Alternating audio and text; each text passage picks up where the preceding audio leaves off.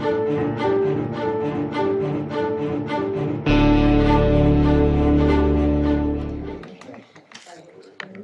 me sent? Sí. Sí? Vale, un poquet, veritat? Molt bé, doncs primer de res, donar-los la bona vesprada a tots i moltes gràcies per acompanyar-los en esta vesprada. Especialment vull enviar una salutació ben cordial a les persones de Cablet que avui ens visiten i també a la colònia cabletana en València. És que crec que no m'he basat. Per canvi...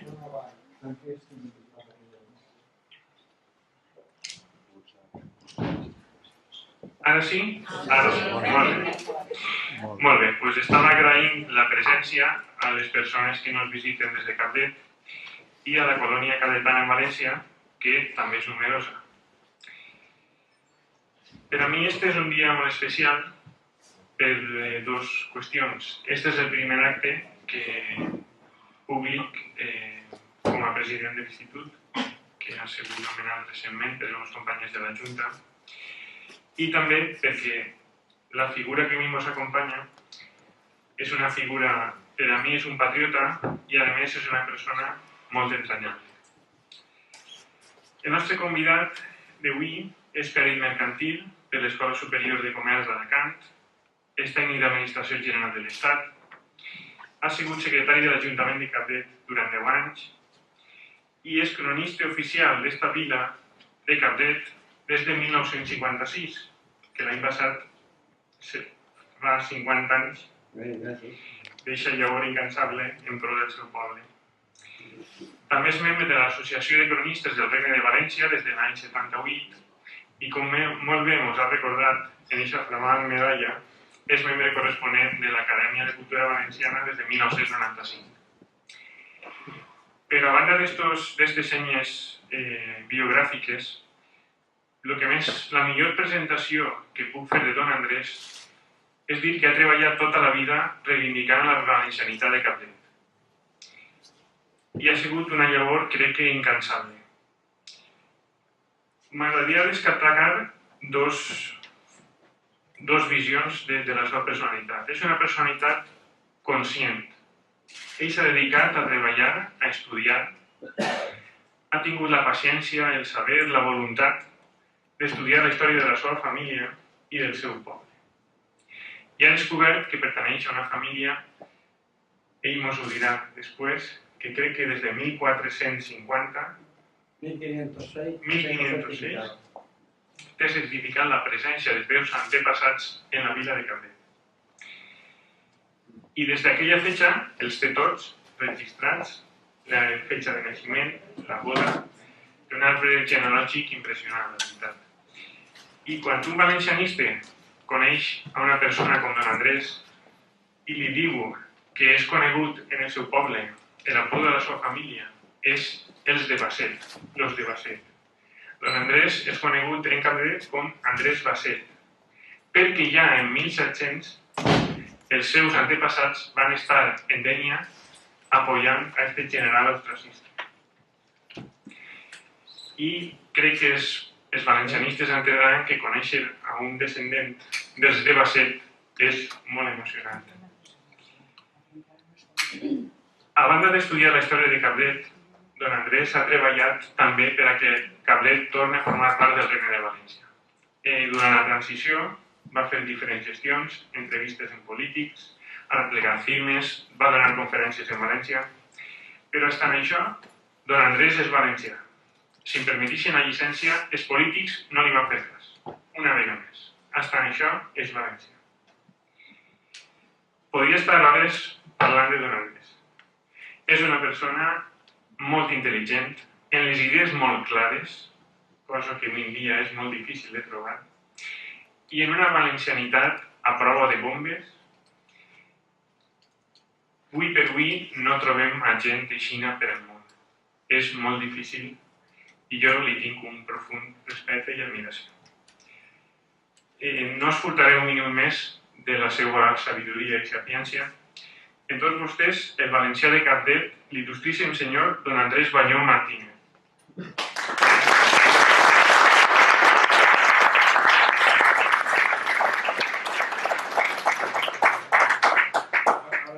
tengo que hablar yo al este que pone primero. ¿Me oyen bien?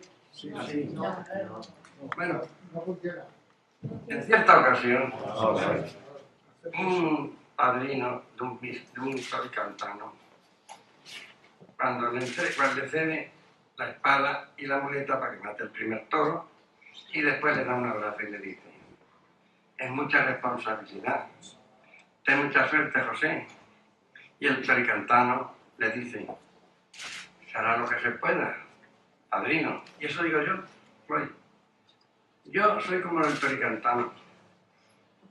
Esto es mucha responsabilidad para mí, pero se hará lo que se pueda, Fernando.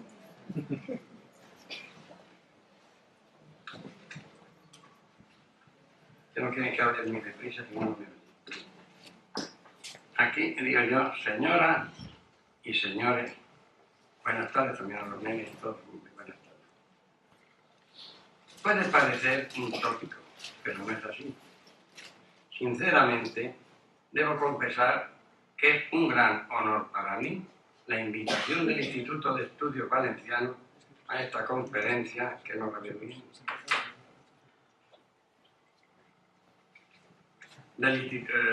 conmemorativa del 300 aniversario de la batalla de Almanza, que dio el triunfo a los borbónicos con la consolidación en el trono de España de Felipe V y la desaparición de los pueblos del Reino de Valencia, que destruyeron en la misma tormenta los de mi propio pueblo de Caudete, una de las 29 villas de Ávila.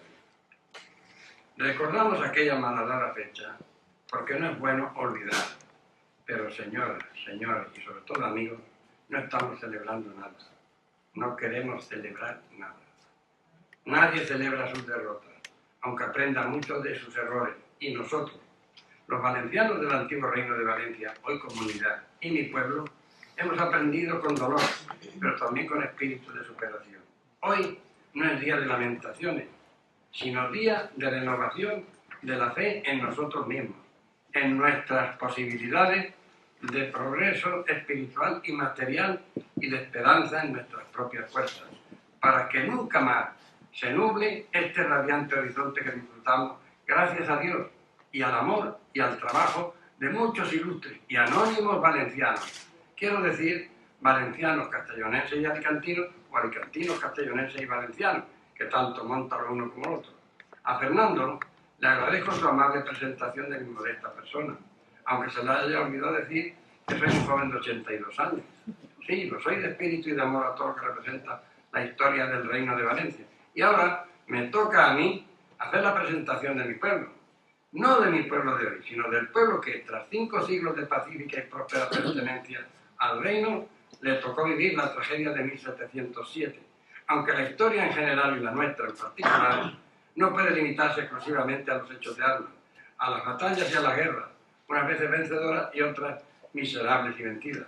La historia es también el registro de las ideas, de los sentimientos y de los pensamientos, de las costumbres y de los juegos, de las fiestas y del folclore, de las amistades y de las enemistades, y de los amores y de los odios.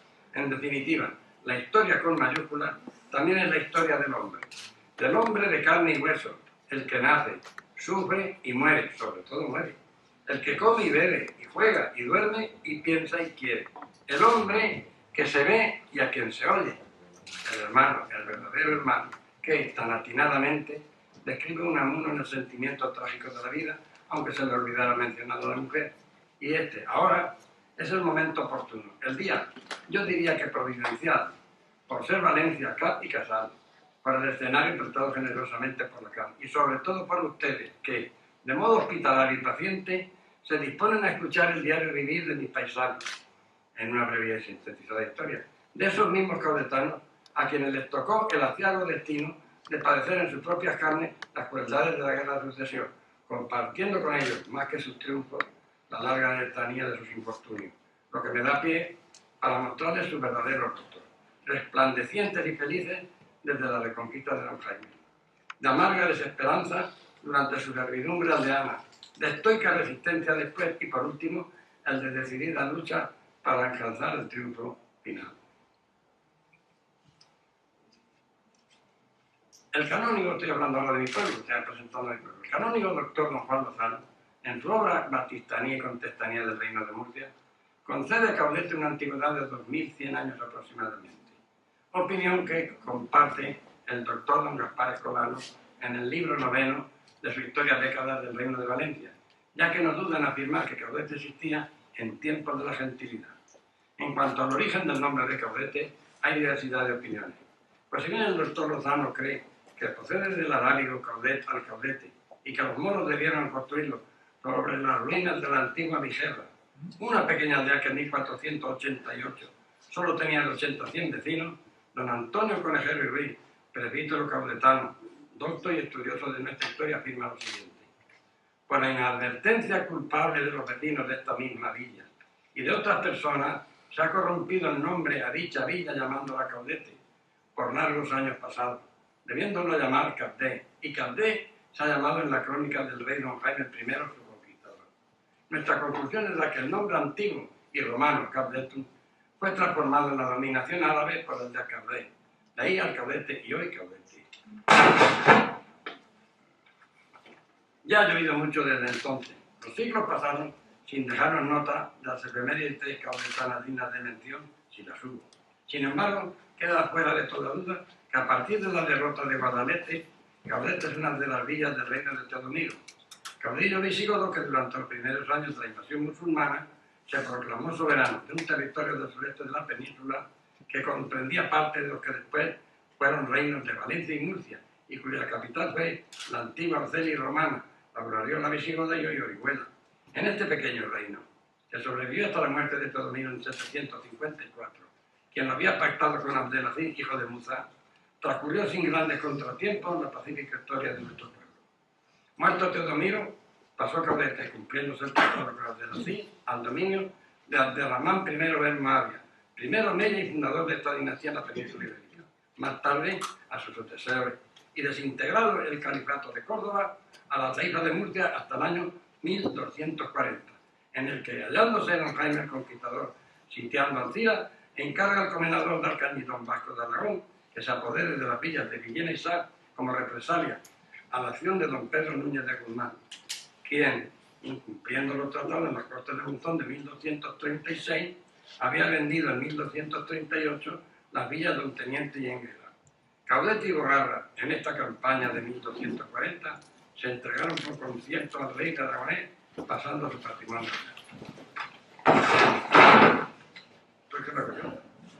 En 1241 se metían las tropas de don Rey.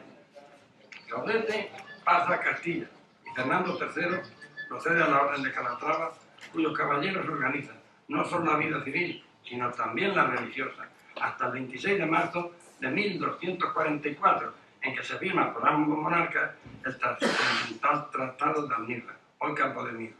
Los Cabdé, Villena y Sá se devolverían a Castilla, entregando al infante don Alfonso a su suegro las villas de Enguera y Monte. Sin embargo, debió existir un acuerdo verbal, no explícito en el Tratado de Almirra, que seguía concediendo a Caudete su condición de villa real en el de Valencia.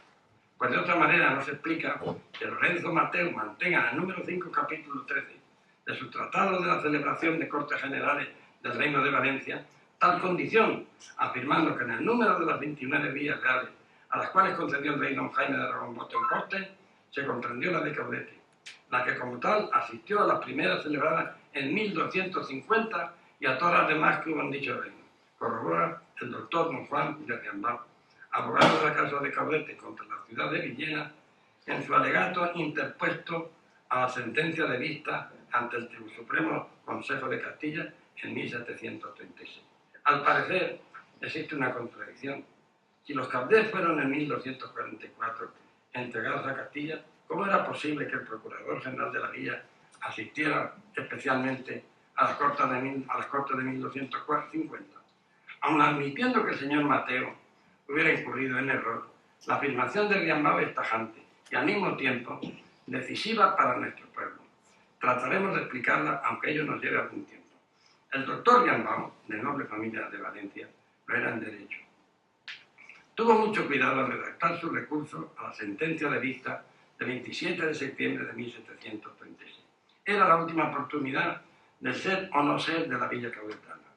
No cabían deslices, por ingenuos que fuera, ni introducir, aunque pudiera pasar inadvertida, ninguna falsedad. Riambau sabía de coro que los caballeros capitulares de la ciudad de Villena estaban más alertados que un lince, y también sabía que la villa de Cabrete pleiteaba ante un Consejo Supremo nada favorable. Nos atreveríamos a decir que en buena medida hostil. De su habilidad y conocimiento de las leyes dependía el triunfo de nuestra causa, y justo es decir que cumplió el encargo ante esa situación. Comienza el doctor Riambau haciendo una relación de los dramáticos sucesos que tuvieron lugar en la guerra de sucesión entre Cabrete y Villena por los años 1706-1707. Prosigue con los argumentos que benefician la verdad de la conducta cabletana en aquellos días. Recalca con fuerza la condición de Villa Real, en términos tales que no nos podemos negar a copiar literalmente su punto 59. En las Cortes de Monzón, dice, del año 1236, prometió el señor rey don Jaime de Aragón repartir lo que se conquistase de los moros a los prelados, ricos hombres y caballeros que le habían de acompañar con su gente en la empresa del Reino de Valencia. Y lograda la conquista, lo ejecutó religiosamente, reservando la corona el alto dominio y derecho de majestad soberana con las ciudades de Játiva, de Valencia, Játiva, hoy San Felipe, Orihuela y Alicante, con 29 villas reales, a las cuales concedió voto en corte, formándose de ellas y las ciudades el brazo que llamaban real. Punto segundo. En este número se comprendió la de Caudete, que como tal asistió en las primeras cortes de aquel reino, celebradas 12 años después de la conquista, en el de 1250, y en todas las demás que hubo en aquel reino, como consta de la recopilación de ellas en el cuerpo de derecho foral que corre impreso, y ha sido la única regla de su gobierno, hasta la nueva introducción de las reales leyes de Castilla. Se refiere Riambau al decreto de nueva planta de 27 de junio de 1707. Cuando poco antes dijimos que la afirmación de Riambau no solo era tajante sino decisiva, estábamos en lo cierto. Riambau no escribe ninguna historia personal, hija de la observación, de la experiencia o de la investigación. Lo que escribe Riambau es una exposición histórica de Cabrete ante el más alto tribunal de la España de entonces, como era el Supremo Consejo de Castilla, exponiéndose valerosamente a la réplica de los capitulares de Villena y al minucioso examen del fiscal y de aquellos magistrados nada propensos a beneficiar nuestra causa. De modo que al aceptarlos tal y como fueron expuestos, sin ninguna reserva ni salvedad, en la sentencia de revista firme de 26 de septiembre de 1737, sancionada con la firma del propio Felipe V, estimamos que Cabrete no solo cuenta con una historia de historiadores, cronistas o de cicatelos ilustrados enemigos internos que los hay, que han intentado regatearle el mayor de sus privilegios. La nuestra es la más completa y probablemente única historia legal y oficial. Y añadimos por nuestra cuenta que como del rey abajo ninguno, pues estos son lentejas, que aquí las toman y no las dejan. No fueron precisamente pacíficos los años que siguieron al Tratado de las Nieblas. Las disputas entre Aragón y Castilla, por cuestiones del territorio, menudearon por nuestra frontera hasta tal punto que en 1263, con motivo de los continuados enfrentamientos entre Villena y Caudete, considerados extranjeros por los primeros, llevaron una nueva concordia de los reyes, con ánimo de pacificar este territorio. Concordia a la que asistieron por parte de Aragón y Valencia Sancho de Calatayud, Bernardino Vidal de Saldún y el obispado de Alamante. Los ánimos se calmaron de momento. Sin embargo, los nuevos pobladores que reconquistaron Cabrete a los moros nunca ocultaron su malestar por haber sido cedidos a Castilla. Y tanto y tan tenazmente pugnaron por su vuelta al reino de Valencia, que aprovechando los pases de Campillo o Agreda entre Jaime II de Aragón y Fernando IV de Castilla, obligaron a ambos reyes a rehacer el amojonamiento del reino valenciano en el Tratado de Torrella, bajo el arbitrio del rey don Dionís de Portugal, al que asisten don Juan, hijo de don Alfonso rey de Aragón, y el obispo de Zaragoza, de 8 de agosto de 1304, por el que Caudete retornaba a la misma situación que le concedió el conquistador. Pero no acaba aquí la agitada historia de Caudete. Las fronteras casi siempre han sido inestables, como inestables fueron durante siglos las concordias castellanas y aragonesas.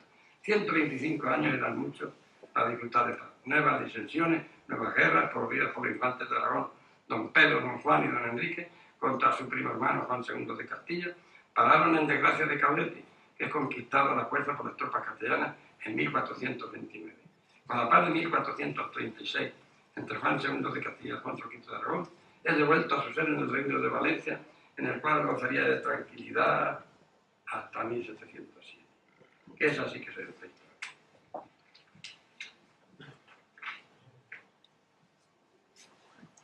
La batalla de Boves. Cuando en 1894 Royer Octave escribe la crónica de la provincia de Albacete y le dedica una minuciosa reseña a Almansa, incluye la batalla con la siguiente reflexión personal que no me resisto a copiar literalmente, entre comillas ahora, de la colección de folletos históricos que posee en Madrid el señor don Adolfo Herrera, quien galantemente la facilitó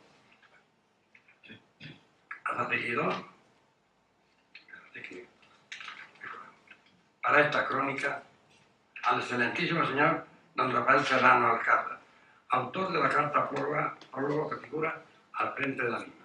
La prodigalidad de noticias con que está adornada esta relación, que, aparte de su peculiar sabor de época, la valoran no poco sobre otras reseñas o versiones históricas, nos ha movido a prescindir de propósito de la escrita por el señor Pérez de Castro en su notable libro Armas y batallas célebres.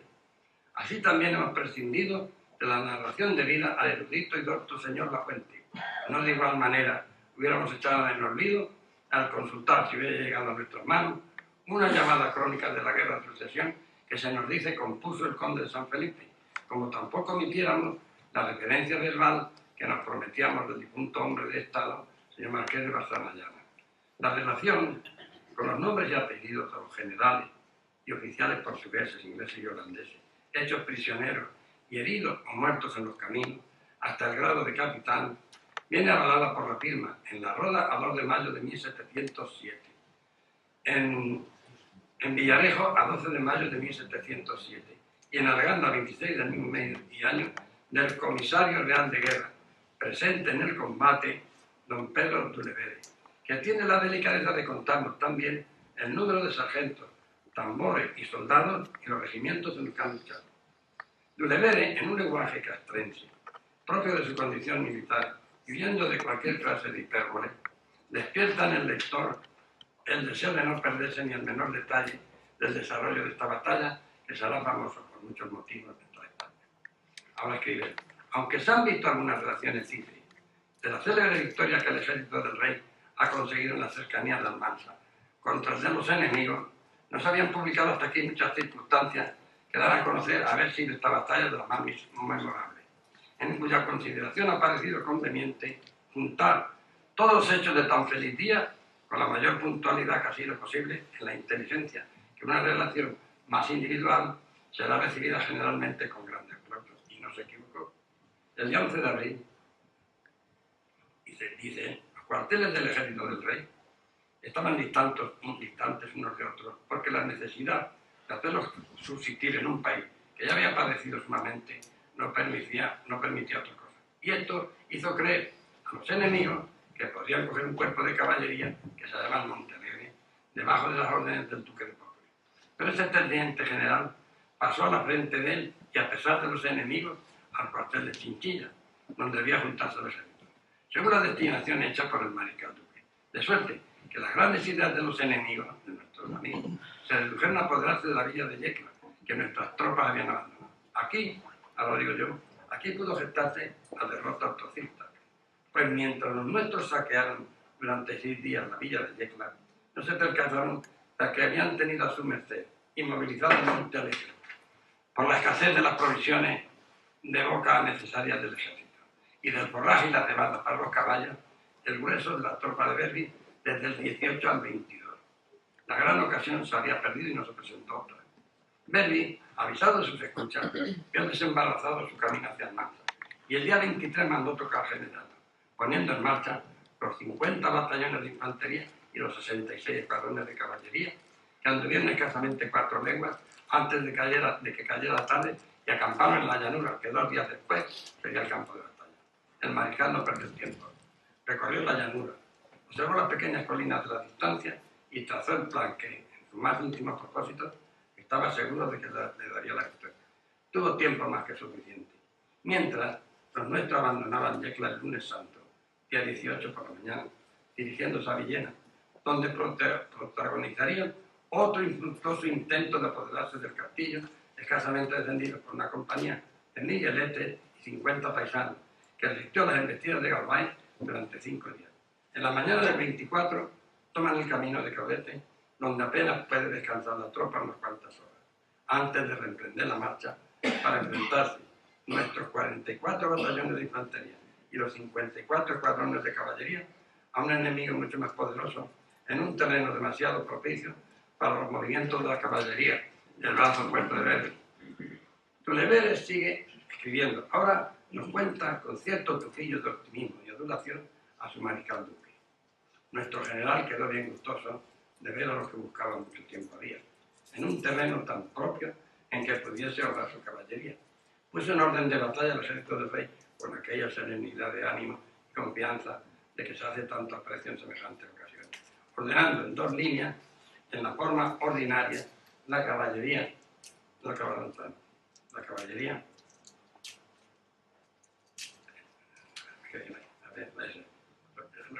sobre las alas y la infantería en medio, con la artillería a la frente de la derecha y la izquierda, dejándose la pequeña villa de Almansa 200 pasos atrás del centro de nuestra segunda línea. El duque de Populi, teniente general, con los mariscales de campo Monseñor de Silva y conde de Pinto, mandaba a la derecha de la primera línea. El marqués d'Avary, teniente general, con el caballero Medinilla, mandaba a la izquierda. Monseñor de la Abadía y don Juan Carlos de San Gil, ambos tenientes generales, con los mariscales de campo, Monseñor de la Bella y don Tomás Vicenteno, estaban en el centro. En segunda línea, Monseñor de Apel, famosísimo, teniente general con el caballero de Croix, mariscal de campo Monseñor Mahoni, de izquierda, y Monseñor de Jesín, teniente general con don Miguel Pons, mariscal de campo al centro. El mariscal duque de Berry no quiso tomar parte señalado en ningún sitio, para ocurrir las partes en las cuales se ofreciera la mayor necesidad de su presencia. No le ofrece a Dulever ninguna admiración, sino más bien algo de descontento, el despliegue en orden de batalla que dispusieron sobre el mismo campo los generales enemigos. Yo diría que Dulever, viendo lo que estaba sucediendo enfrente, se sentía que esta vez no se le escaparía a Berry la ansiada victoria y aceptó. Milord Galloway, dice, conocido otra vez en Francia, su patria con el nombre del marqués de Rubigny, y el marqués de las Minas, portugués, que mandaban como generales del ejército de los enemigos, este a la derecha y el primero a la izquierda, la habían puesto en orden de batalla diferente en todo del nuestro, y estaba compuesto de 44 batallones y 54 escuadrones, porque si bien habían tenido antes mayor número, tuvieron por bien, para entrar en campaña, de incorporar los más flacos para dejar completos los que hicieron pelear en aquel día. Pusieron 24 batallones y 34 escuadrones en su primera línea, y 20 batallones con 23 escuadrones a la segunda. Pero los escuadrones que estaban en la sala de sus 2 líneas estaban interpolados de batallones a la infantería, de manera que no obstante tenían... Que se acerque al micrófono. Ah, que me acerque, sí. Que me iba ya a pasar. De manera que no obstante tenían reservados 15 batallones puestos de frente a su primera línea, debajo de las órdenes del conde de Dona, de los cuales eran ingleses los 9. También habían puesto otros 12 del mismo modo en el centro de su segunda línea, y de ellos los 4 ingleses y 4 holandeses al mando del teniente general Friesen, siendo comandado a la derecha de su segunda línea por don Juan de Atay y de la izquierda por el conde de la Atalaya. Ya están, para bien o para mal, dispuestos los 2 ejércitos y sus generales, ansiosos por comenzar una batalla que ambos la tienen por decisiva para la campaña de 1707 y posiblemente para el final también de la guerra. Felipe o Carlos será el nuevo rey. Dulever se encuentra a gusto. Su narrativa es ágil y optimista, y no regata detalles, por pequeño que pueda parecer. Está ilusionado en escribir, no siente ningún cansancio. Por el contrario, parece que le apena que todo tenga un fin y su relato también. La artillería de nuestra derecha disparó unos 40 tiros poco antes de las 3 de la tarde. Y luego el ejército del rey se movió para dar la carga, empezando el combate por la caballería de la derecha de nuestra primera línea, que mandaba el duque de Populi, a donde estaban, entre otros, las guardias de corps del rey, y cargó a la izquierda de la primera línea de los enemigos con tanto valor que la trastornó, y pasó a atacar la segunda línea de ellos, pero la infantería apostada a la izquierda de la primera y segunda línea, que además era inglesa, hizo un juego tan grande sobre nuestra caballería que la obligó a retirarse. Esta retirada se hizo, sin embargo, con tanta pericia que no solo sin cubrirse de la derecha nuestra segunda línea, pero sin perder el terreno de donde habían partido las guardias de Cor y esta caballería, volvieron a formarse y cargaron con intrepidez toda la caballería de la izquierda enemiga que había recobrado el ánimo, y segunda la desordenaron. Pero también fueron nuevamente detenidos por el fuego de la referida infantería enemiga y obligados a retirarse, pero sin perder su terreno. Esta alentada caballería volvió otra vez a formarse para repetir la tercera carga como lo ejecutó. Pues el enemigo, para más fortificar su línea, su primera línea, hizo entrar en los intervalos parte de su segunda línea, y por falta de terreno fue preciso demostrar el costado a nuestra caballería, que con gran prontitud se sirvió tan favorable ocasión para cargarla. En este tiempo, el mariscal Duque, que velaba sobre todo, mandó a la brigada del Maine, que estaba a la derecha del centro de nuestra segunda línea, que marchase contra la dicha infantería enemiga, que tanto se había resistido, como lo ejecutó con increíble valor y firmeza. Pues esta, con la bayoneta en el fusil y nuestra caballería a la derecha, con la espada en mano, cargaron con tal ímpetu la infantería y caballería enemiga de la primera y segunda línea, que finalmente la desordenaron, rompieron y la pasaron toda a cuchillo. Y este episodio fue el principio del fin. La batalla ya no pudo enderezarse, y rodando imparable por la ladera de la desorganización del ejército y la desmoralización de los combatientes, a las 5 de la tarde se consumó la más terrible derrota. 7.000 muertos y 11.000 prisioneros son todo un poema, lo más parecido a una tragedia griega. Ahondar ahora en los detalles me causa profundo dolor de corazón y cansancio en el alma. Nadie puede vivir con la eterna pesadilla de preguntarse ¿por qué sucedió así? Hemos llegado a uno de los momentos más amargos de nuestra historia común. Sé que la emoción del recuerdo invade ahora mismo nuestro espíritu, pero antes de proseguir con el relato de la brutal agresión de Felipe V a mi pueblo, debo rendir mi personal homenaje, junto al de todos ustedes, a Játiva, la ciudad víctima del odio de la SEL, que la rindió y ordenó que la incendiara el día 9 de julio de 1707, sin que se extinguiera el fuego hasta el mes de marzo de 1708. Aquellos defensores de la ciudad y del reino merecen sobradamente nuestro respeto y nuestra admiración. Y Játiva, el glorioso título de ciudad mártir. De Villa Real de Valencia, aldea de Villena. Todo comenzó con una carta. Esta que ven, la firma de don Francisco Ronquillo, presidente del Consejo Supremo de Castilla, el 14 de mayo de 1707, en contestación a la remitida el día 26 de abril por los regidores de la ciudad de Villena Felipe V, por mano propia del duque de Berry, su gran valedor. El cabildo de la ciudad se dio cuenta inmediatamente del inmenso tesoro de influencia acerca del rey que tenían en sus manos, y sin pérdida de tiempo urgen a don Juan de Medina y Rodríguez Navarro, su escribano, a redactar este memorial, en el que ponderan con descarado énfasis los servicios que han prestado a la causa del Borbón, de quien esperan acceda a concederle todo lo que consta en la solicitud de gracias para la ciudad que acompaña al memorial.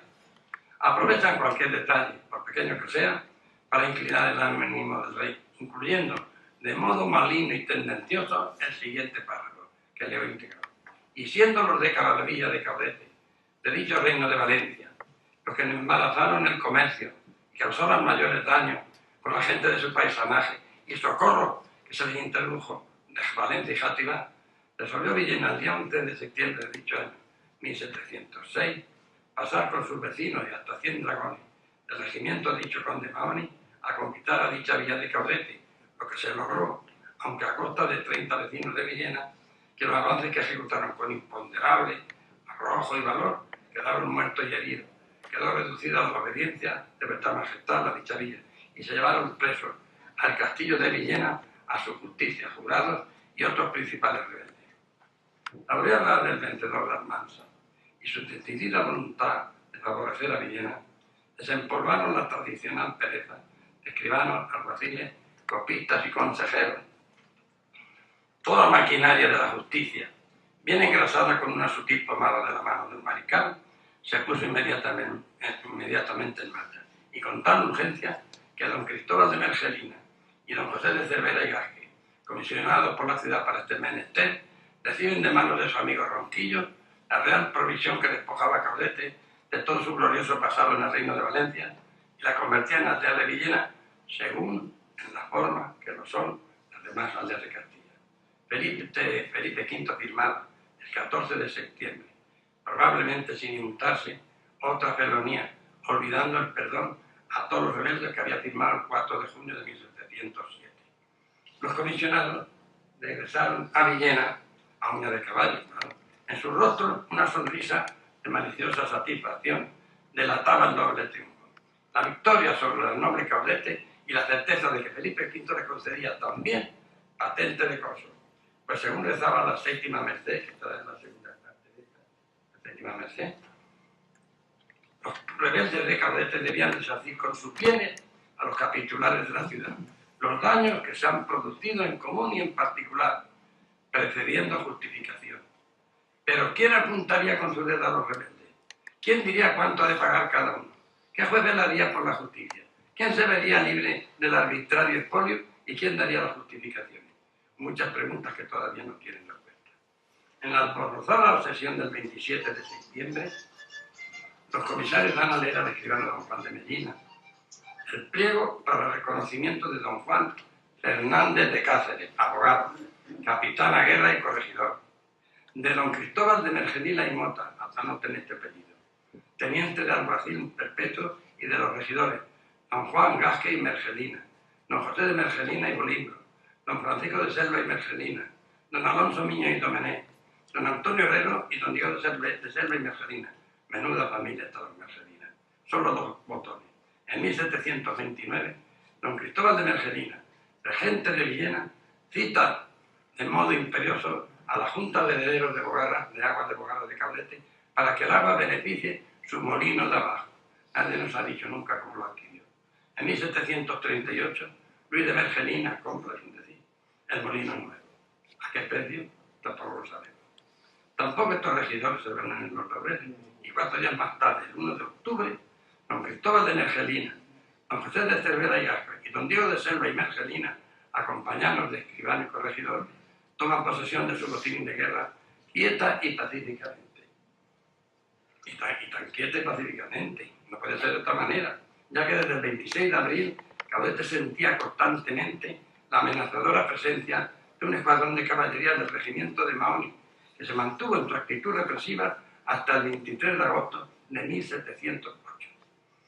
Ahora bien, independencia de Villena y de Tierra Murcia. Con la marcha de la tropa, el tiempo comenzó a transcurrir de modo aparentemente tranquilo en la vida familiar y vecinal de la villa, que iba encontrando poco a poco los suficientes motivos para interesarla en su supervivencia. La economía, principalmente agrícola, iba restañando sus heridas. Nuevos campos se abrían al cultivo y otros, llenos por las convulsiones de la guerra, se replantaban de viñedos, de olivares o de almendros, o se ondulaban, como mal acariciados por la brisa, con la promesa de sus espigas en sazón. Los artesanos volvieron a su trabajo, y el chirriar de la sierra del carpintero o el rítmico tintineo del martillo del forjador sonaron nuevamente en los oídos con la nostalgia de olvidar las canciones infantiles de Pascua, vencedoras del infortunio. El taller del remendón recuperó su tertulia y el barbero contaba nuevas historias a nuevos clientes. Fuera, en la calle, se escuchaba el suave paso del albañil que va al tajo y entretenía el camino viendo a los niños jugar al toro, fronteros con niñas que juegan al corro. Las heridas del alma andaban al unísono y con nuevas ilusiones encontraron el bálsamo necesario. Todo parecía renacido, desde el limpio aspecto urbano hasta el secular placer y danza de los vecinos. Si algún requemor sobrevivía, lo hacía de la forma más callada posible. Las estridencias y las lamentaciones le hacían enterradas y sobre sus tumbas nació, fresca y perfumada, la hermosa flor de la esperanza. Al forastero, sí que voy a ver, con permiso. Madre mía, sí, ¿qué se llama? Ahora ya. No, está muy bien. Espérate. He gastado tanta fuerza que ya me queda.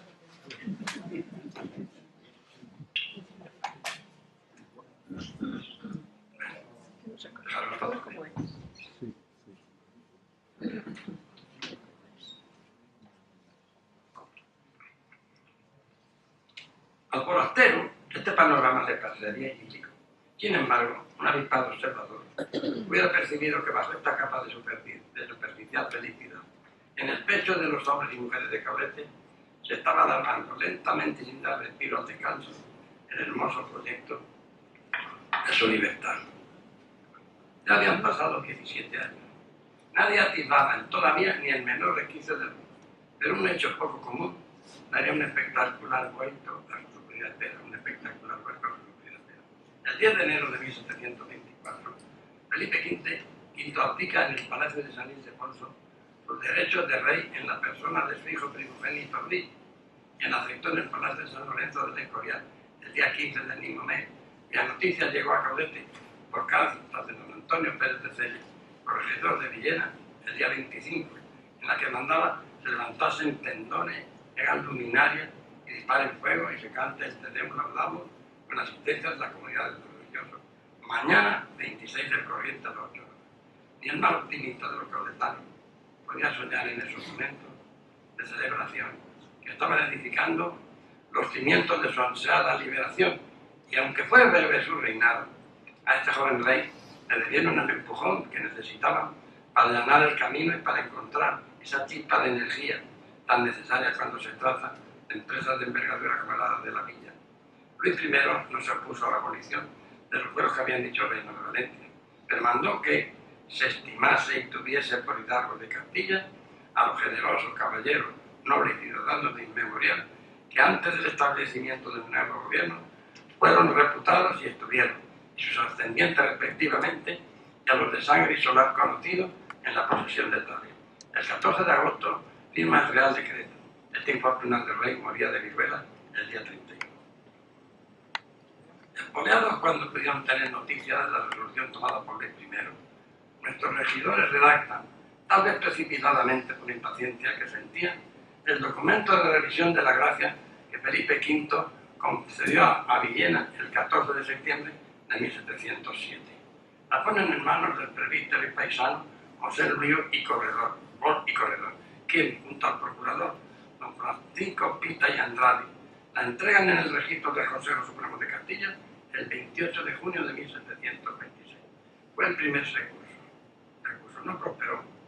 Los consejeros dejaron abierta la puerta para nuevas alegaciones, y así, una tras otra, en 1734, en 1735 y 1736, consiguen la primera sentencia de vista provisional el 27 de septiembre de 1736.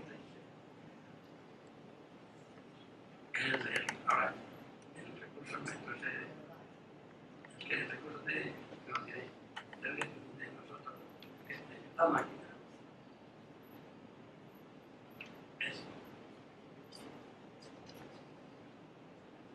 Que le restituyó sus fueros y privilegios. De Caudete ya no se va hacia de Villena, pero fue desterrada a Murcia. José Luis, que había permanecido en Madrid desde 1734, recibe el 9 de diciembre de 1737 la Carta del Rey,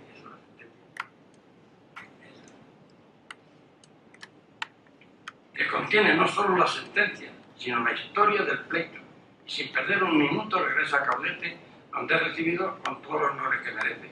No pierde tiempo y el 20 de diciembre se traslada a Vial. Allí la entrega a don Pedro Corbín, coronel del ejército, gobernador de Alma y corregidor y justicia de Gijona, quien, investido de la correspondiente autoridad y jurisdicción, emplaza el día 21 al corregidor de Villena, don José Martínez Villanueva, para que a toda prisa convoque y celebre cabildo al día siguiente.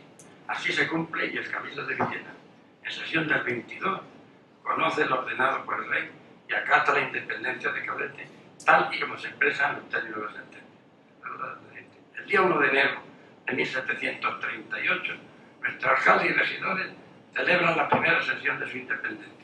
Han transcurrido 30 años, 3 meses y 16 días desde aquel aciago 14 de septiembre de 1707. A la natural alegría de don Francisco Carrión y Díaz, don Francisco Golpa, alcalde ordinario, y los regidores Jacinto Conejero, Pablo Verdú Mayor y Agustín Figuera Roca, se unió a todo el pueblo. Nadie quería perderse en las celebraciones lógicas de tan fausta efeméride y por tanto esperada, y por tanto tiempo esperada. Música, luminaria, fuego, baile, convite, abrazos y felicitaciones mutuas consumieron buena parte de la jornada. Los hombres, las mujeres, la juventud y hasta los niños mostraron tan ruidosamente como podían su irreprimible júbilo. De momento eran felices y no podían pensar en otra cosa. Nadie creyó que alguien pudiera amargarle el triunfo, de modo que se ansiaban, impacientes, poner en práctica los derechos que el espíritu y la letra de la sentencia les había otorgado. Ellos creían que sí, que tenían razón. El año va corriendo para los alcaldes y regidores, poniendo orden en la villa. 30 años de pedanía le han dejado mucho que desear en sus ancestrales costumbres y ocupaciones políticas, de modo que se ponen manos a la obra y nombran sus maestros de escuela y de gramática. Deben enseñar a leer, escribir, contar la doctrina cristiana, sin olvidar su antigua historia ni sus seculares tradiciones. Señalan el calendario de sesiones, todos los miércoles a las 8 de la mañana desde abril a octubre y a las 9 el resto del año.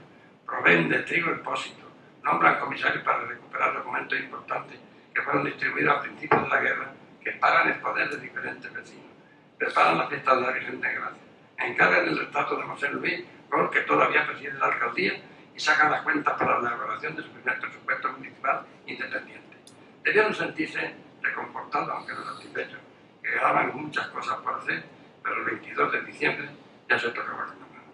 Desde hacía 32 años no se celebraba ningún cabildo para la elección de los jurados, y regidores de la villa. Hoy van a recuperar la costumbre, como cuando Caudete era del Reino de Valencia, con arreglo a los privilegios de Felipe III del 18 de febrero de 1604. Se forman 3 sacos, carmesí, azul y verde, y se introducen los redolines. 10 en el primero, 5 en el segundo y 15 en el tercero, y proceden al sorteo. Del carmesí saldrán el primer alcalde y primer regidor. Del azul saldrá el redolín del segundo alcalde. Y del verde se sacarán 3, que serán los restantes regidores. Falta del síndico y el alguacil mayor, que son nombrados por los electos. Todos se sienten felices viviendo un hermoso sueño, del que apenas 2 meses y medio después tendrían una mano de despertar. El cardenal Molina, un enemigo, un poderoso enemigo. El 25 de febrero de 1739, el cardenal de Molina, a la sazón gobernador de los Reales Consejos y presidente del Supremo de Castilla, remite carta contestación a la previa denuncia hecha por el propio corregidor de Villena, don José Martínez Villanueva, ordenándole que anule el sorteo hecho por insaculación el 22 de diciembre anterior y tome severas medidas con crecidas multas a los contravinientes en caso de incumplimiento para que no se hagan sorteos como cuando Caudete era del Reino de Valencia. El corregidor no ha sido de rogar y a última hora de la mañana del 15 de marzo se presentó en Caudete acompañado del escribano y sin pérdida de tiempo se presentaron a las 2 de la tarde en la sala de la... Allí, rumiando la rabia que se reflejaba en sus ceñudos rostros, esperaban nuestros alcaldes y regidores nombrados, que no elegidos en 1737 con arreglo al decreto de Nueva Planta. Desposeyó de su nombramiento a los elegidos. No se nombró a los dichos de 1737, pero no le supo bastante cumplir escrupulosamente el orden. Martínez Villanueva recordaba sin duda que fue quien presidió la sesión de independencia de Caudete apenas 15 meses antes y aprovechó claramente esta ocasión para mostrar a todos los caudetanos su verdadero rostro, el de un hombre alzado de cascos y soberbia que disfrutaba humillando con descarado cinismo a nuestros jurados y regidores. Los culpables de vulnerar gravemente las leyes del reino, los amenazó con multas de 200 ducados de Bellón. En 1993, estos 200 ducados significaban 6.812.496 pesetas. Mandó descerrajar un arca de 3 llaves por no encontrar la tercera, que servía de archivo, y sacó los 3 sacos que servían para las insaculaciones. Rompió los redolines y una vara alta con 4 cabos de plata, que era insignia de los almotacenes, conforme a las leyes y fueros de Valencia, para no usar más de ellas. Sin duda, fue nuestro rompimiento el trago más amargo. Y mientras un nudo atenazaba su garganta, la emoción subía hasta sus ojos, en los que pugnaban por estallar abundantes lágrimas. La tensión que se respiraba en la sala no era para menos. Su historia, sus tradiciones y sus derechos políticos desaparecían para siempre. Sin embargo, a pesar de las órdenes del cardenal, del acto de anulación del Cabildo del 22 de diciembre de 1738 y de la presencia en Caudete del corregidor de Villena, el Consejo Supremo de Castilla no había revocado el fallo de la sentencia del 26 de septiembre de 1737. La legalidad aun atropellada por el cardenal, permaneció arrinconada pero no había muerto. Y aunque nada se podía hacer de momento, los caudetanos confiaban en que ningún mal dura 100 años, que los reyes no son eternos. El día 9 de julio de 1746 moría Felipe V. La noticia llega a Caudete el 17 de agosto. Las exequias funerales se celebran, nunca mejor dicho, el 18 con asistencia de alcaldes y regidores solamente. Pero esto parece poca celebración. Y el 19 vuelven a celebrarse las mismas exequias funerales con asistencia de las órdenes religiosas, clero parroquial y todo el pueblo con mucha pompa y lucimiento. Caudete supo celebrar como se merecía tan feliz acontecimiento. Por último, la epopeya. Todavía resonando en sus oídos el eco del último responso, la justicia y regimiento de la villa recobran perdido optimismo. Ha muerto su segundo enemigo. El primero, Verdi, lo hizo en 1734. Y con la urgencia que a todos anima, convocan 3 días después sesión extraordinaria. Van a tratar el trascendental asunto de la proclamación del nuevo rey Fernando VI y nada quieren dejar al azar. Confiados en que las actas con los factos serán leídos en la más alta instancia, José Rey de Medina, escribano de Caudete, redactarán los brillantes actos.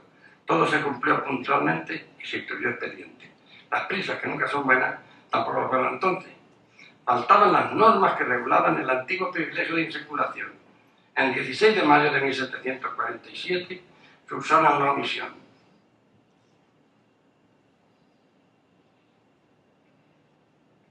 Faltaban las normas que subsanan la omisión. Completan los 12 capítulos y poniéndose en manos de don Luis Sánchez Binader, llegan al rey, quien, estimándolos en justicia, manda aprobarlos el día 11 de agosto de 1747, lo que convirtió a Caudete en el único pueblo, dentro y fuera del Reino de Valencia, que había recuperado su histórica legislación valenciana.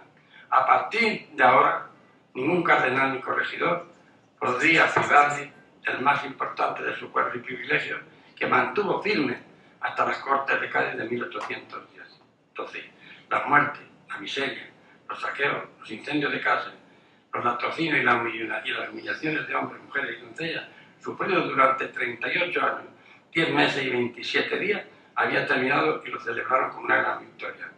No volverían al reino de Valencia, pero siempre lo llevaban en su corazón. Sin embargo, estoy seguro que se sintieron orgullosos de transmitirnos la esencia del espíritu valenciano y lo mejor, pues ver la emoción.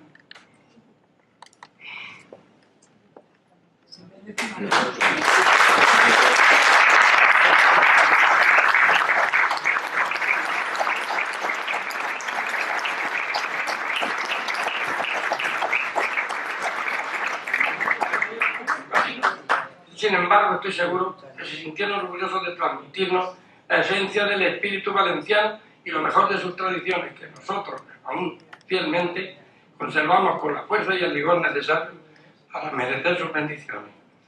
¡Viva Valencia! ¡Viva Valencia!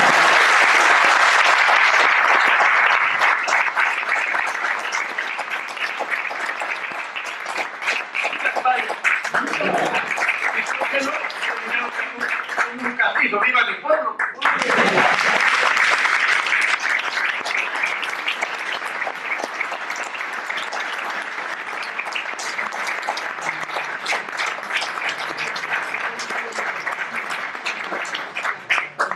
Hemos terminado, lo que ha hecho aquel de los cantantes. Se ha hecho lo mejor que se puede. Moltes gràcies, don Andrés, per la seva documentada i emotiva exposició.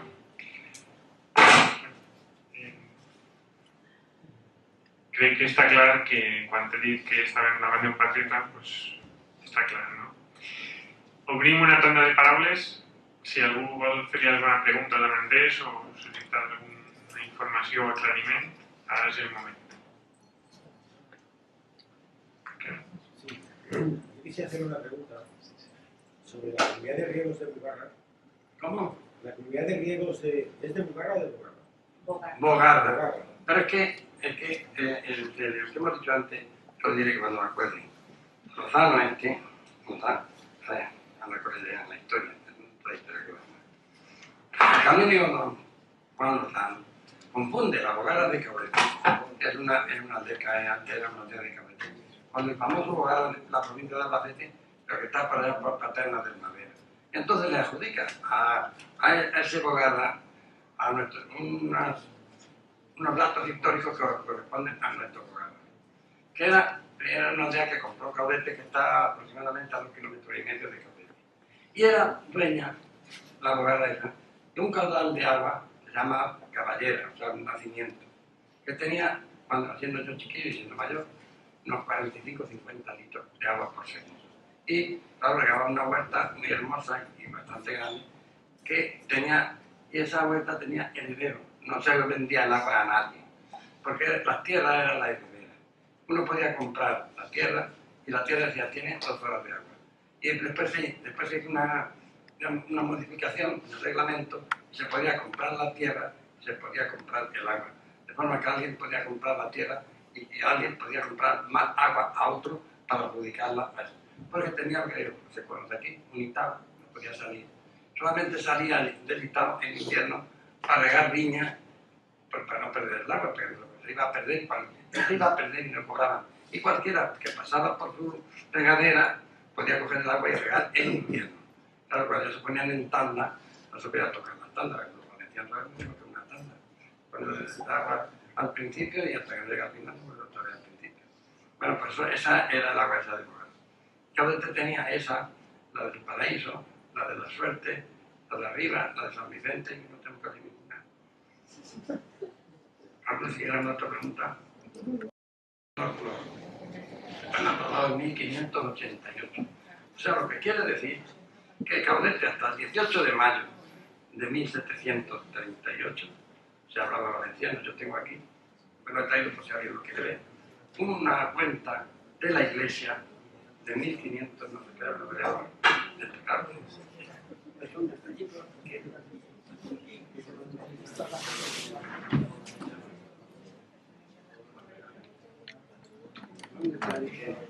Andrés no parla mai per parlar, sempre aporta documentació que dona fe de lo que diu.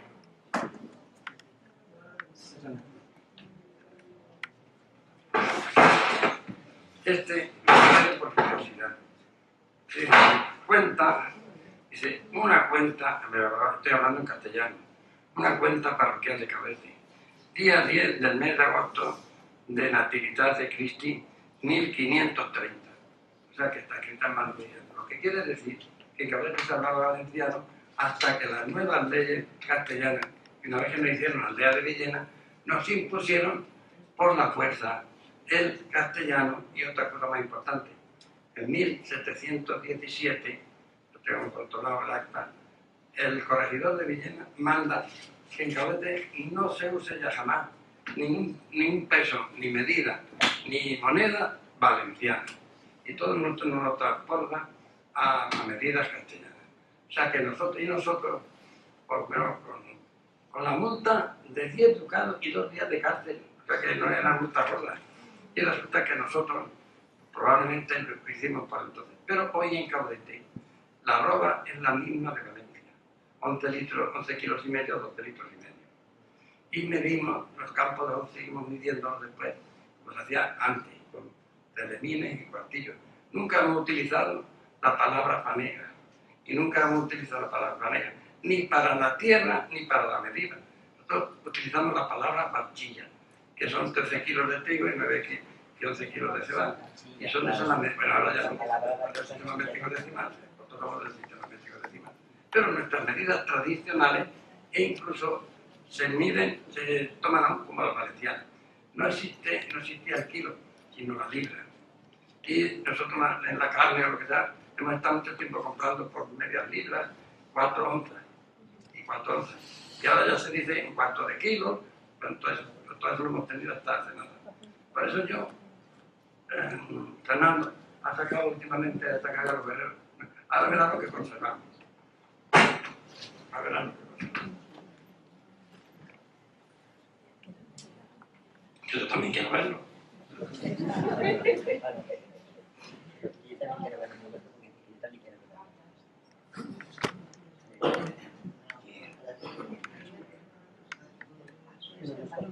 Explíquelo es que acaso usted las claves de Regne, ¿no?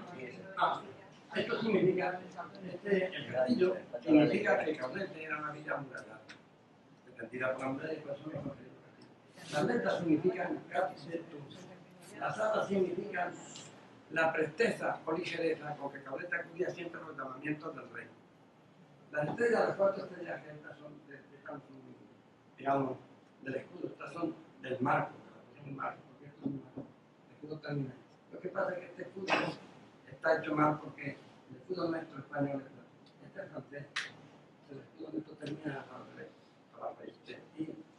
Y las estrellas son los hechos luminosos con que siempre se distinguió Caudete, normalmente. Y la llave donde empezaba o terminaba el reino de Valencia. Y las bandas de Aragón, que son el símbolo de Valencia. Pero hay una cosa curiosa. El color es el azul. El color del fondo está todo el fondo del color. Y eso está igualito que está ahí, está en el altar mayor de la iglesia de Caudete, que no lo han quitado, en la frontilla, lo mejor de que visible está este mismo escudo. Y además está también puesto a iniciativa mía en el propio paseo en el suelo. ¿Y las alas? Las alas, la presteza con que Caudete acudía. Vale, las alas, sí. Lo llamaban y enseguida estábamos. Igual que ahora más, ya me vengo enseguida. Esto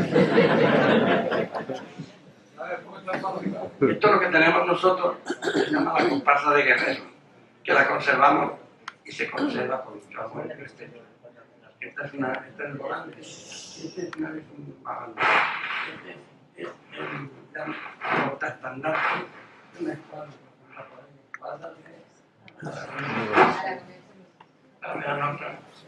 Esta es la banderada, el escudo y el azul donde va la bandera de la señera. Y esta es la misma señera que teníamos nosotros desde que nos la concedió Pedro IV ceremonioso en 1349. La que concedió a Valencia, a Burriana, una ciudad y a Caudete. Porque acudimos en auxilio suyo cuando la rebelión de los moriscos de Baleares y otros del reino de Torres que lo habían sublevado. Claro, nosotros llevábamos nuestra bandera, el escudo de arriba, porque era como un telegrama de habla. Sin sacarlo la bandera se sabía que pueblo había venido, porque este fue eso. Entonces nos concedió el color azul, que no es el color de la monarquía, o sea, de Aragón, no. Ese no es el color de Aragón, es el color de la familia de los reyes. Es el color propio de su familia. Como ahora sacan los de los Borbones, las flores de lis, no son de España, son el símbolo de la familia de Borbón. Y el color azul era de la familia de Pedro IV. Yo creí que era creí que era algo relacionado con el mar junto, puesto que estamos... No, ese color azul es el color de Andrés Bañón, para entender. Si yo fuera rey, el color de mi casa, que se lo doy a ustedes en señal de agradecimiento propio, o sea, agradecimiento real propio pero personal. Porque fuimos nada más que 3 o 4 villas importantes, como he dicho antes, una de ellas, Burriana, nosotros y 2 o 3 villas más, las que acudimos enseguida. Las demás lo hicieron, habíamos por orden, y nosotros fuimos por gusto, en cuanto lo dijeron. Y por eso a nosotros, ya a Burriana, nos concedió como una medalla distinta a las medallas que le daba a todos los demás de la campaña. A nosotros nos dio la Cruz Laura de San Fernando. Y esta es la escuadra que forma las bandas de esta bandera. Ese cuando desfila siempre va de delante, e inmediatamente detrás de ellos va la bandera. Porque hay muchos desastres en cuanto a la comparsa, de escuadras de estas nuevas, de moros, de negros, de salvajes, yo qué sé ya. Pero estos se quedan siempre los últimos, los van delante. Hasta que no pasan esto, pues no pasa la seriedad. Por todo lo demás, te tienes que apartar, se te la silla, lo que te dicen. Pero claro, con esto entra la seriedad y estos son lo que digamos la guardia de honor de la bandera. Que aparte lleva siempre un sargento. Puede volver para atrás siempre, ¿no? Esta bandera lleva siempre un sargento que se llama un nombre que la quiere no se ve a la mano. Sí, se ve al lado de la chica. Este hombre va siempre con la bandera. Siempre. Lo que me extraña... Es un escudero, dígame.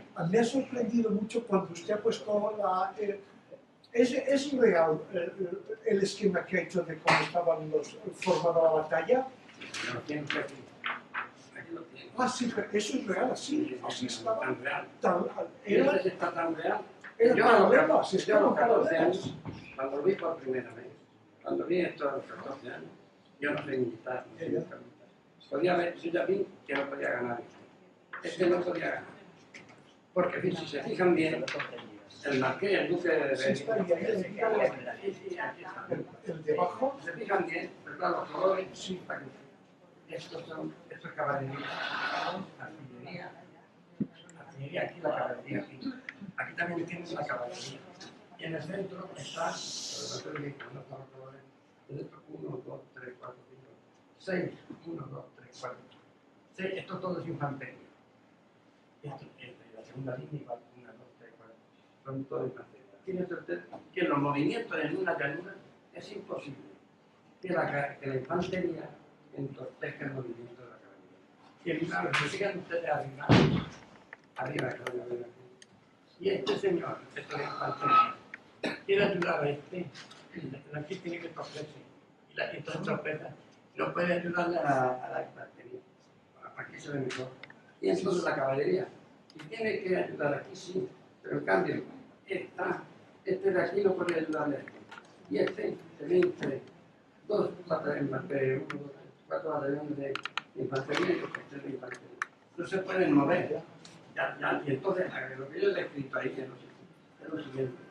Escrito no, cuando la caballería de la derecha dice atacó 3 veces. Y atacó el lado de la izquierda de los metros que quedan. Claro, cuando la infantería, observen que estos regimientos de aquí hicieron buena defensa, 3 veces. Pero claro, cuando tuvieron que acudir en ayuda, la caballería de ellos se vio interrumpida por la propia infantería. Y al tener que moverse de costado, la caballería de aquí observó que ya no estaban de frente, sino que aquí lo pilló de mano.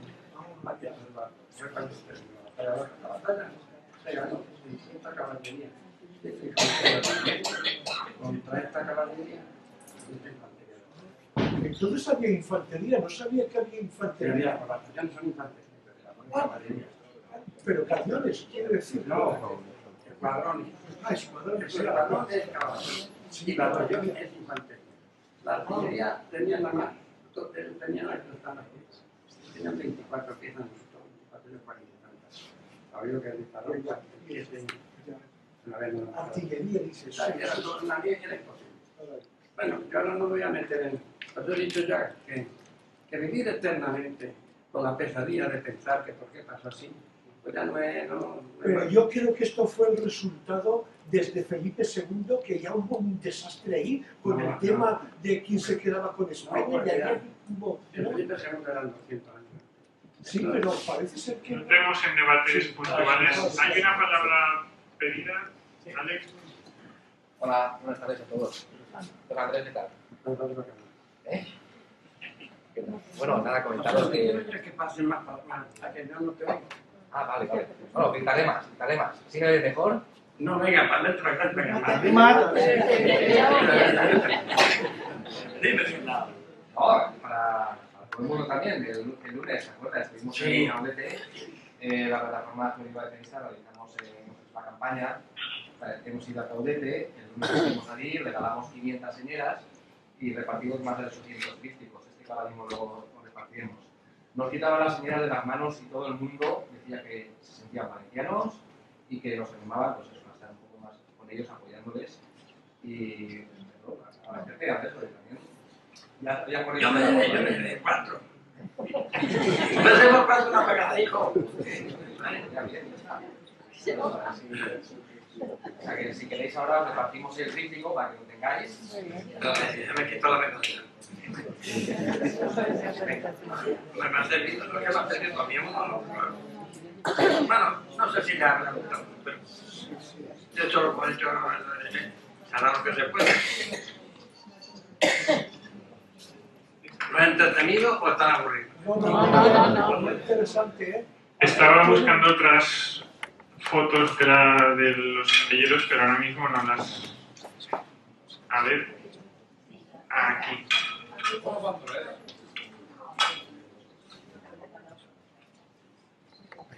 Pero no hay señora. Aquí no tenemos señora. Allí hace más. Pero,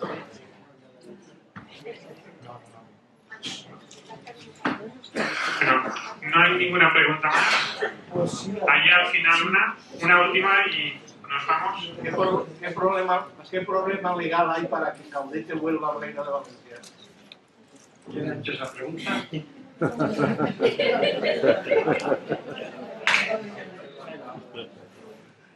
¿Quién me ha hecho la pregunta que no? ¿Qué inconvenientes hay? ¿Qué problema legal? No hay un problema, hay lo menos 100 problemas. Si fuera, digamos, uno solo, sería fácil, pero es muy complejo. Miren, la sociedad caudetana, desde 1977, le voy a enseñar una cosa.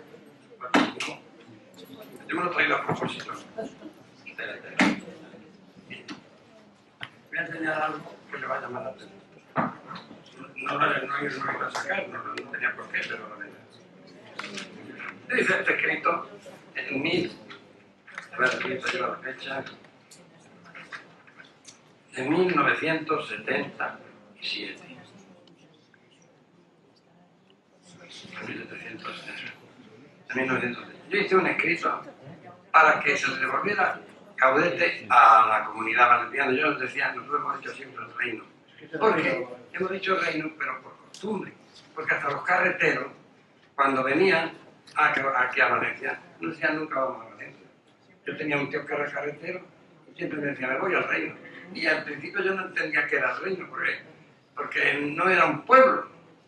Y no, decía, vamos al reino, venía al Gemesí, al Játiva, a eso le llamaban el reino. Bueno, pues mire, en 1977 yo recogí, las firmas aquí serán unas 1000 firmas, para que Caudete volviera al reino de Valencia. En Caudete, la sociedad de entonces era importante en cuanto a su sentimiento valenciano o valencianista, más que valenciano, valencianista. Y fíjese usted que hasta Iberia Paqui hizo cartas de querer ser, la firmaron y todo. Y aparte, me escribieron más, y aparte, un escultor, y mire, todo esto son firmas, todos son de empresas. Y yo las guardo como un recuerdo, claro, como la historia también, telegramas. Y aparte de eso, miren, este escrito que pide la devolución de Caudete, esto lo pedíamos al rey. Y entonces yo vine aquí a Valencia. Y resulta que no se necesita, que no es solo necesario tener buena intención. Si no se tiene poder, no se tiene nada. Nosotros éramos muy cultos, había mucha gente culta, mucha gente quería buen sentimiento, pero de poder, nada. Y los que tenían poder no querían.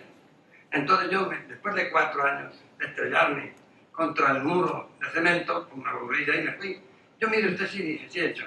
Yo aquí me he ofrecido, desde venir de Caudete, que son 120 kilómetros, a pagarme yo los viajes, 2 veces por semana, para trabajar por la valencianía y anticatalanista, es decir, por la valencianía, digamos, valencianía de Valencia. Y no me aceptaron para trabajar 2 días por semana, sin cobrar. Y no me aceptaron en la Real Academia. Si no, no se lo ofrecía a José Aparicio, que era el secretario. Yo digo lo que me ha pasado a mí. Yo no estoy hablando de... Sin justificar el porqué.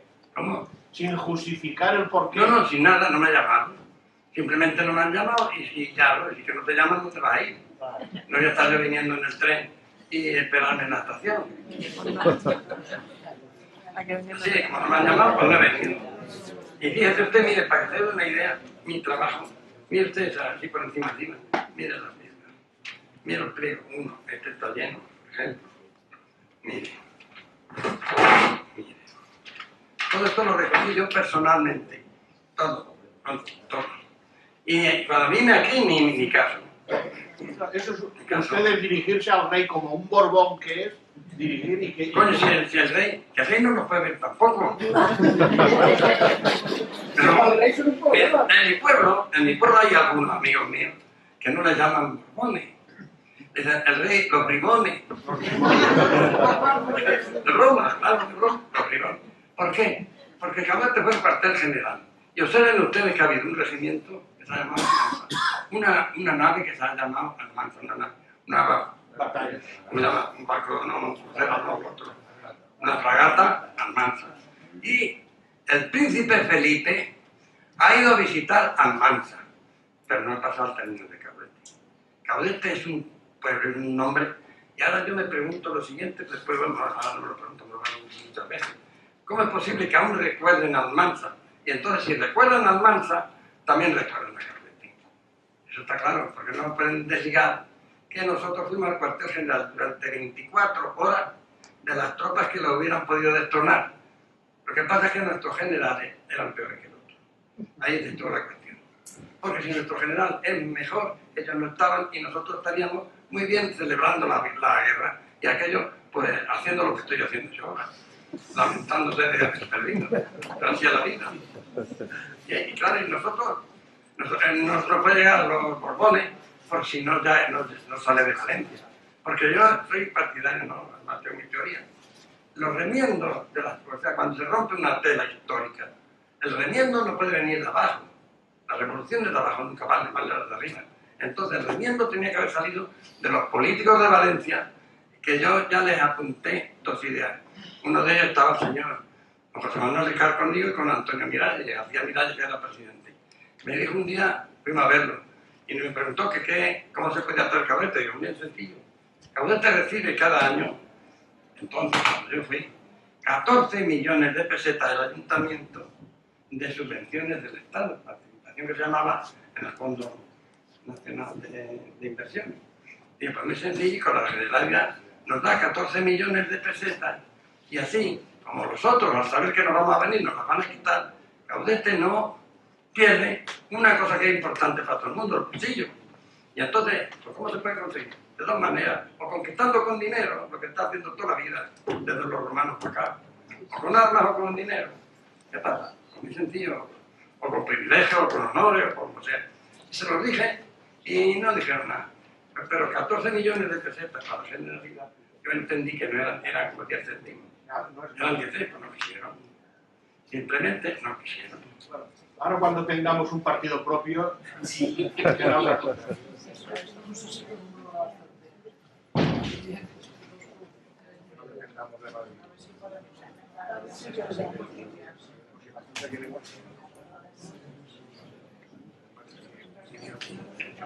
Bueno, yo ya terminé.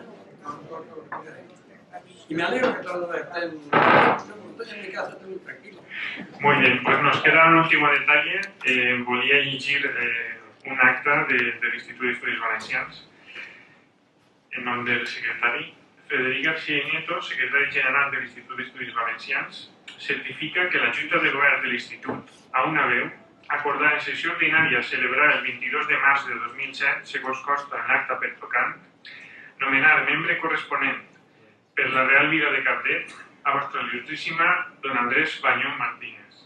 I per aquesta consta i a tots els efectes s'expedix en el vistiplau de l'honorable senyor president de l'Institut en la ciutat de València a 17 dies d'abril de l'any 2007.